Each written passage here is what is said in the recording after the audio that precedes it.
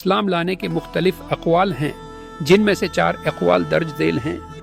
पहला कौल हज़रत इब्न अब्बास रदी अल्लाह अन्हुमा फरमाते हैं कि मैंने हज़रत उमर रदी अल्लाह अन्हु से अर्ज़ की, आपका नाम फ़ारूक क्यों रखा गया?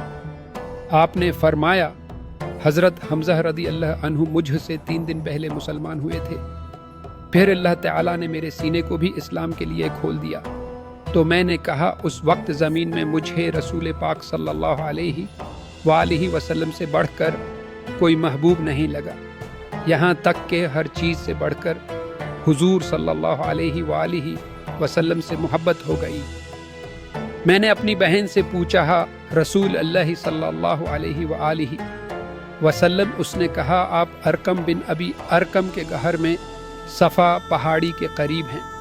मैं दारुल अरकम में आया तो हज़रत हमज़ा रदी अल्लाह अन्हु व सहाबा किराम रदी अल्लाह अन्हुम निशस्ते थे और रसूल सल्लल्लाहु अलैहि वसल्लम अंदर तशरीफ़ फरमा थे।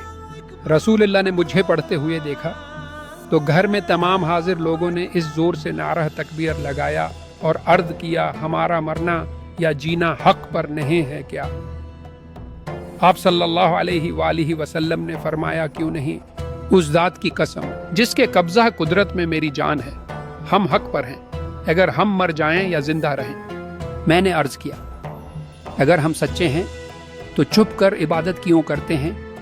उस ज़ात की कसम जिसने आपको हक़ के साथ मबऊथ फरमाया, हम ज़रूर बाहर निकल कर इबादत करेंगे।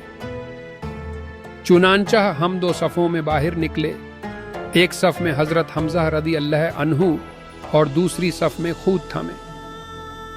हम 2 कितार बनाकर हरम में दाखिल हो गए। कुरैश मुझे और हज़रत हमज़ा रदी अल्लाह अन्हु को देखकर बहुत परेशान हो गए। इससे पहले कभी इतने परेशान नहीं हुए थे।